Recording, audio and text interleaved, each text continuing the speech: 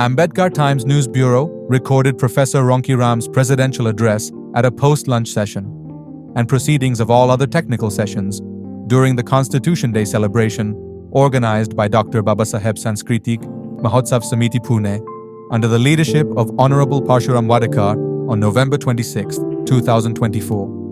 We are delighted to share the same with you. Thanks.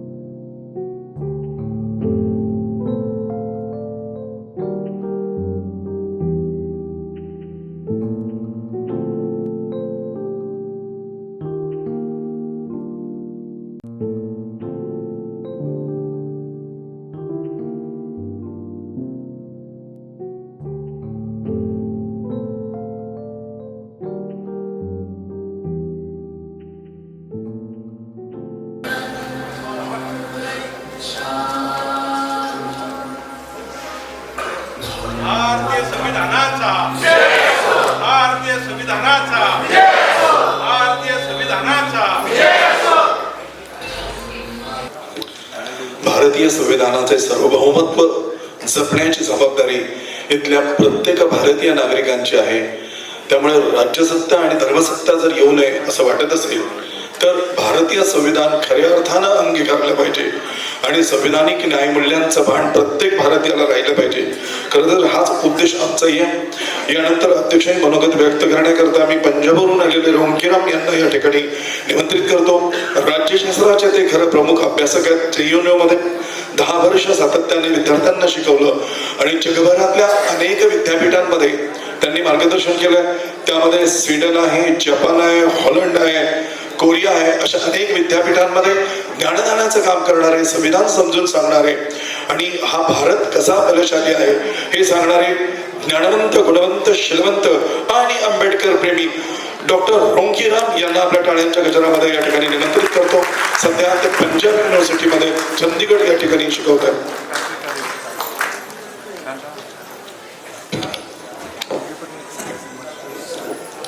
Thank you Deepak ji, Parshuram जी और आप सबका thanks. इतनी देर तक आप सुबह से जहाँ बैठे हुए हो, मैं आपका ज़्यादा समय नहीं लूँगा. एक तो मैं हिंदी में बोलने की कोशिश करूँगा क्योंकि मेरी हिंदी भाषा नहीं है. जैसे आप बहुत अच्छी मराठी बोलते हैं, मैं ऐसा ही पंजाबी बोलता हूँ. आपने बाबा साहब के बारे में, खास तौर पर संविधान के बारे में, क्योंकि आज कॉन्स्टिट्यूशन डे है, आज संविधान का डे है, तो आज बाबा साहब डॉक्टर B.R. अम्बेडकर को याद करने का भी दिन है. तो संविधान के बारे में तो आपने बहुत कुछ सुना है सुबह से, वकीलों से, पुलिस अफसर से और जजेस से, पब्लिक पर्सनालिटी से और प्रोफेसरों में से, प्रोफेसर सुंदर जॉनले प्रोफेसर ने. लेकिन मैं आपको जो बताने जा रहा हूँ वो आज सुबह से अभी तक इतनी बातें हुई हैं आपकी जहाँ से उनके साथ नहीं रिलेटेड है.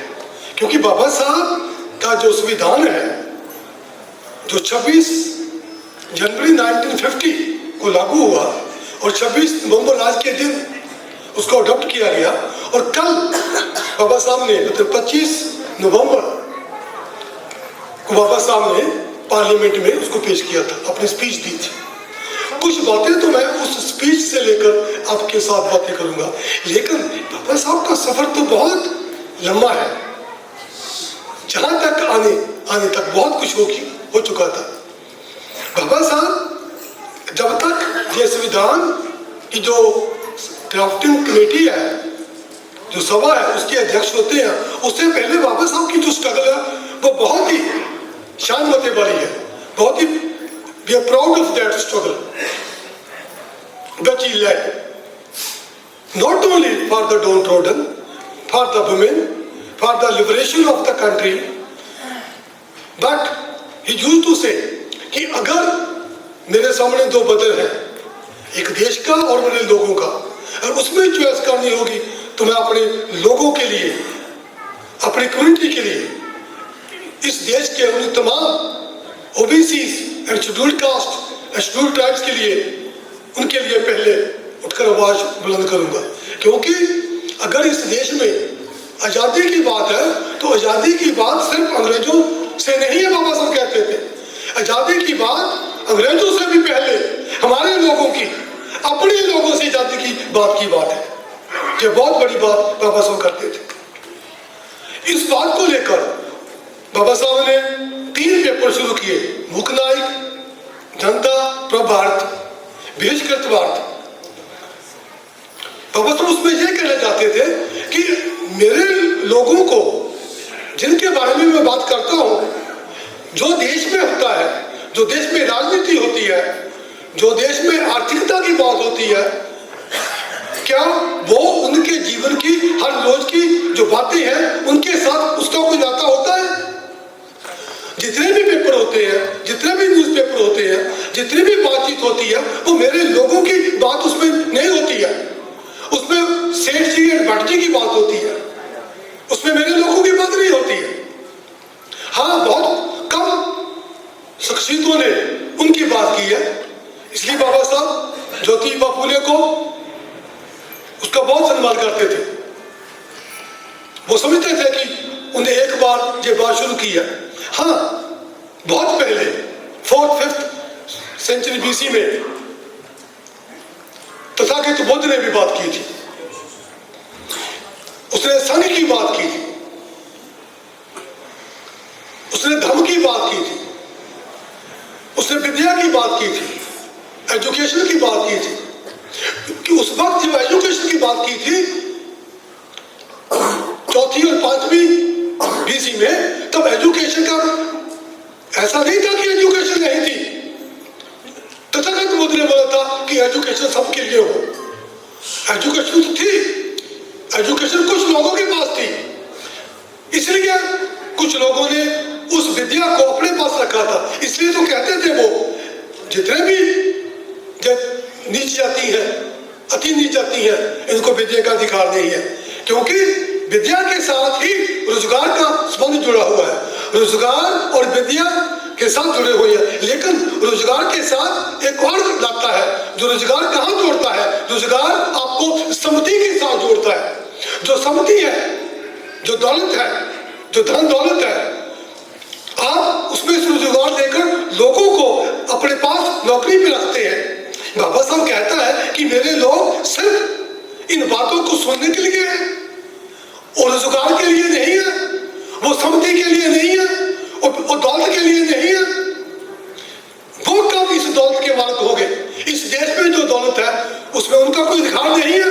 तो बाबा साहब ने सोचा था मेरे लोगों के लिए विद्या हो, मेरे लोगों के लिए रोजगार हो, मेरे लोगों के लिए भी दौलत हो।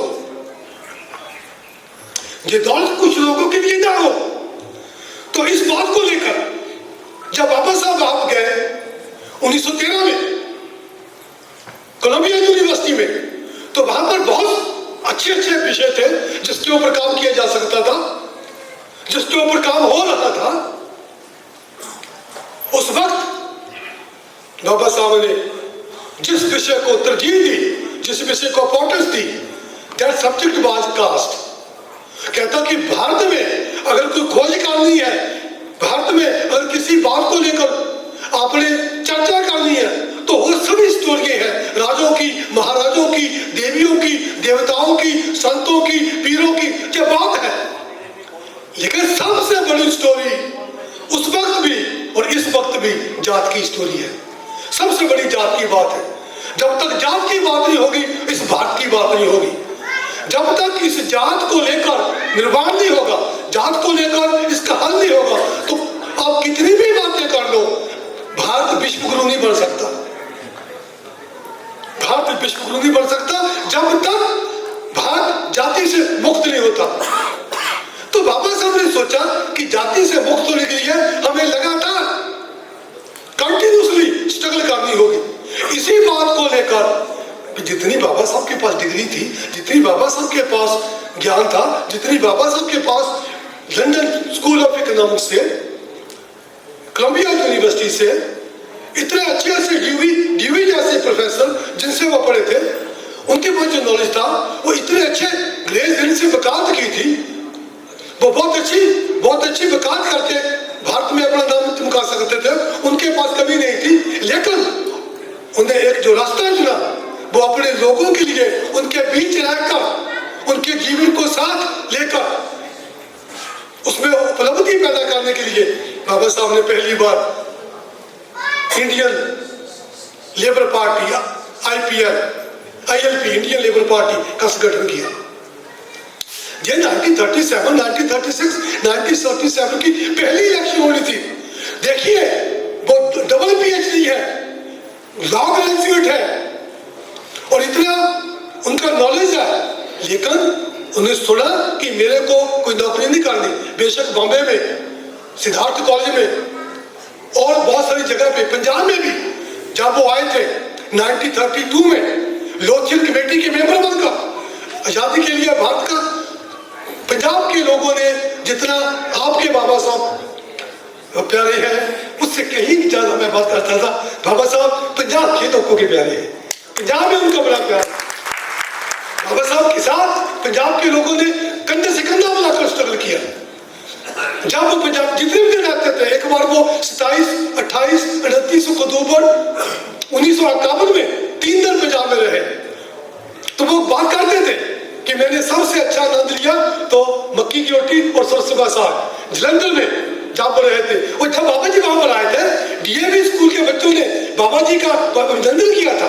उनको बताया था, बाबा जी आप हमारे जो DAV कॉलेज है, क्या वहां पर आप आओगे? बोलते हाँ मैं आऊंगा।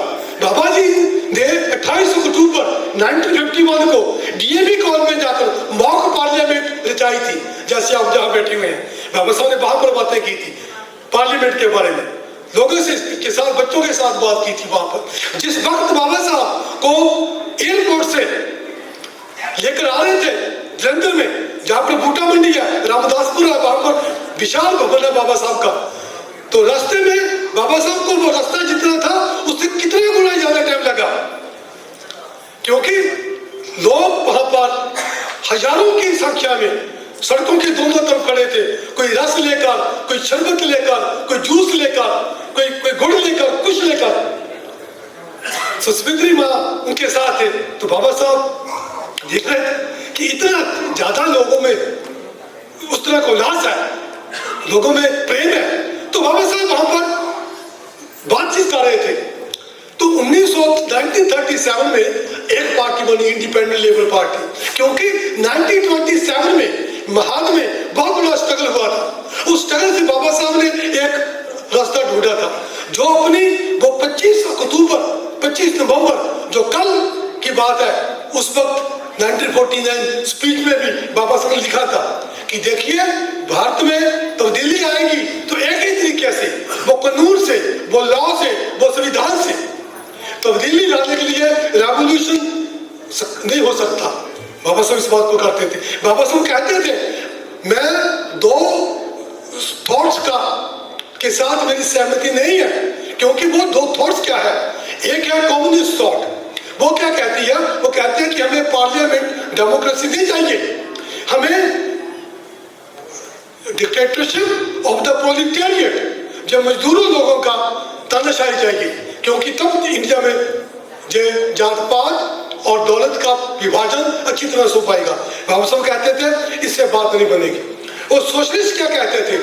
सोशलिस्ट पार्टी कहती थी कि भारत में हमें पार्लियामेंट्री डेमोक्रेसी नहीं चाहिए, हमें भारत में क्या चाहिए? Total nationalisation of all property.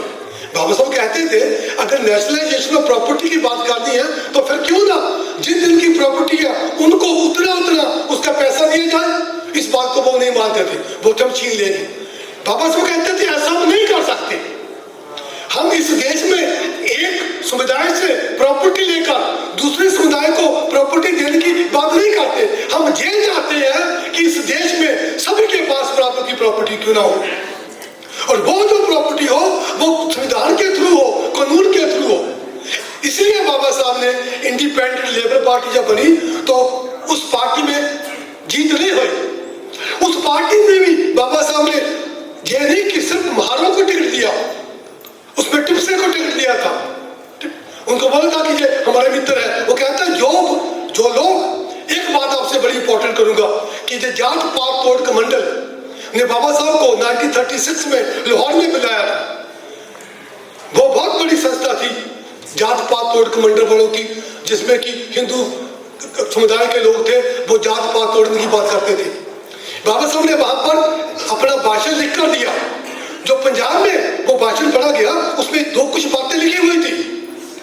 मेरे को लगता कि जो मैं जिस तरह की हिंदी बोल रहा हूं आपको समझ आ रही होगी, आ रही है? शुक्रान शुक्रान शुक्रान। तो बाबा साहब ने उसमें क्या लिखा था? बाबा साहब कहते हैं कि इस देश में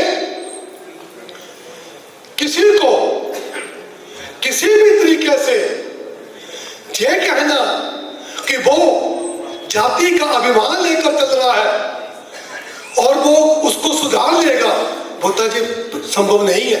क्योंकि बाबा साहब कहता है मेरा मानना है कि जो भी कोई हिंदू है, जिस भी जाति का है, जो भी उसकी जाति हो, लेकिन वो उस जाति की वजह से ऊंच नीच का विश्वास नहीं रखता है, लेकिन उसको कुछ संस्कार मिले हैं।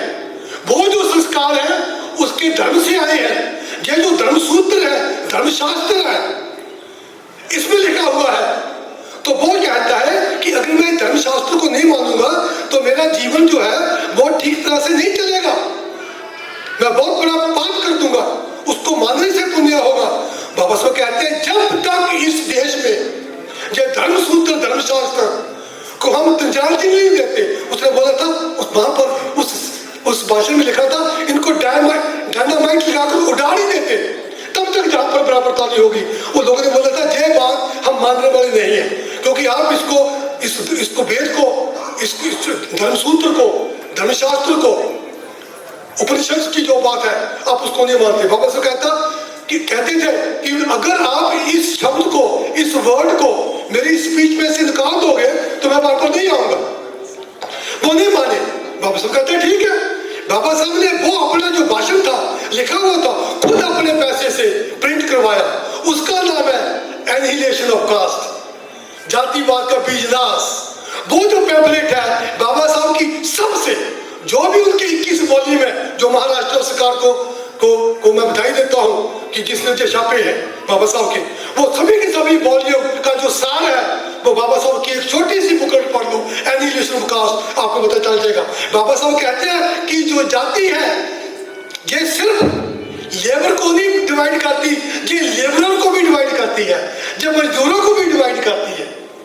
तो जाति, बाबा साहब कहते थे कि जाति, परशुराम जी, सिर्फ ऊंच जाति और नीच जाति नहीं है। वो कहता था नीच जाति के अंदर भी, बाबा साहब कहते थे, बहुत सारी जाति है, वो भी एक दूसरे को नीचे ऊपर देखते हैं। जैसे हम पंजाब में देखते हैं कि वाल्मीकि को कहते हैं मजबी लोग, हम इसके ऊपर है, और चमार जो है, चमकार है, वो कहता है मैं वाल्मीकि से ऊपर हूँ। तो वो उनकी जातियां भी अपनी अपनी ही जाति समुदाय में होती है। पंजाब में 39 जाति है। इसलिए इस भारत में जहां जहां भी शेड्यूल्ड कास्ट है वो कभी भी अपनी पार्टी, बहुजन समाज पार्टी हो, कोई और पार्टी हो, जहां महाराष्ट्र की प्रकाश अंबेडकर की कोई पार्टी हो, क्यों नहीं वो सीट जीत रहे हैं? क्योंकि उनमें जो जातिवाद है उनको इकट्ठा नहीं होने देता। बाबा साहब कहते थे कि ऐसा किया जाए। फिर बाबा साहब ने जब scheduled caste federation of India बनाई तो उसका जो प्रेसिडेंट, उसका जो सेक्रेटरी बना वो कौन था? वो पंजाब से सेठ किशन दास, तरन सिंह निधड़क 1942 नागपुर में वो गए थे। तो बाबा साहब ने पंजाब के लोगों को बोला था कि आप इसके आगे बढ़ो, आप कुछ कर सकते हो, आप ही बना सकते हो। तो जो बाबा साहब कहते थे एक महारेजिमेंट और एक चमार रेजिमेंट जो बहुत स्ट्रॉन्ग है। तो इसको देखते हुए तब देखा कि शेड्यूल्ड कास्ट फेडरेशन का नाम रखा लोगों से बातें करते हुए, लेकिन वो बात भी नहीं बन पाई, हम जीत नहीं पाए। बाबा साहब ने बोला कि मैं एक और पार्टी बनाऊंगा। वो पार्टी बाबा साहब के जीते जी तो नहीं बन पाई। बाबा साहब ने ब्लूप्रिंट दिया था, वो थी Republican party of India, RPI। उसका ब्लूप्रिंट बाबा साहब देकर गए थे। उस पार्टी के को लेकर पंजाब में बहुत सारी स्ट्रगल हुई, लैंड के लिए और चीजों के लिए, लोकल स्ट्रक्चर्स, जो सोर्सेज ऑफ पावर थे उसको डिवाइड करने के लिए। तो हम क्या देखते हैं कि इन सभी बातों को लेकर जब बाबा साहब को कॉन्स्टिट्यूट असेंबली में आए, बाबा साहब संविधान को कॉन्स्टिट्यूट असेंबली में जो संविधान बनाने की वो बनी, असेंबली बनी, उसमें लिया गया। तो बाबा साहब कहते थे कि मेरे को सबसे बड़ी बात यह हुई थी कि मेरे को सभा में लिया गया, और सबसे ज्यादा हैरान तब हुआ जब मेरे को उस संविधान बनाने की सभा का अध्यक्ष चुना गया। तो बाबा साहब ने जो बोला था, मैंने ये रिस्पॉन्सिबिलिटी ली थी ये सोचकर कि जो काम थ्रू डिफरेंट पार्टी मिलन पे नहीं हो पाया तो मैं बनाऊंगा, तो मैं एक शब्द पढ़ूंगा बाबा साहब की उस स्पीच का जो 25 नवंबर 1949 में बाबा साहब ने दी थी। He said, I came into the Constituent Assembly with no greater aspiration.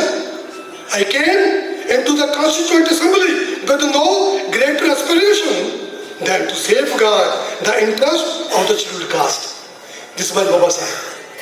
He said, now coming into constitution, to making a constitution in such a way that we can able to overcome the caste, and I can able to defend, I can able to sustain, I can able to do great for my own people, ताकि ये देश एक महान देश बन पाए।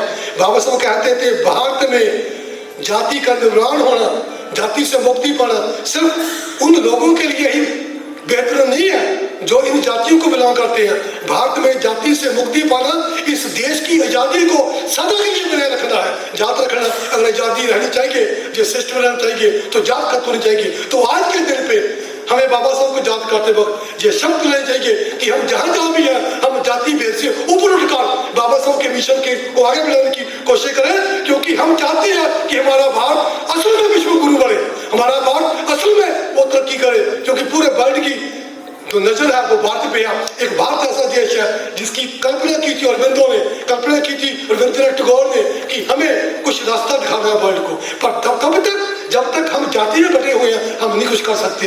We have to come forward and today's day Baba Saheb का जय भीम, जय भारत।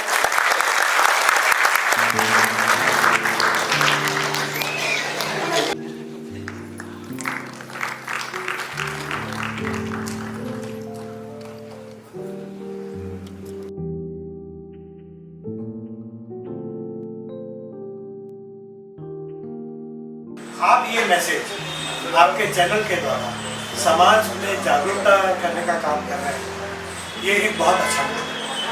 और हमारी कामना है, हमारी इच्छा है कि आपका चैनल दूर दूर तक पहुँचे और बहुत पॉपुलर हो।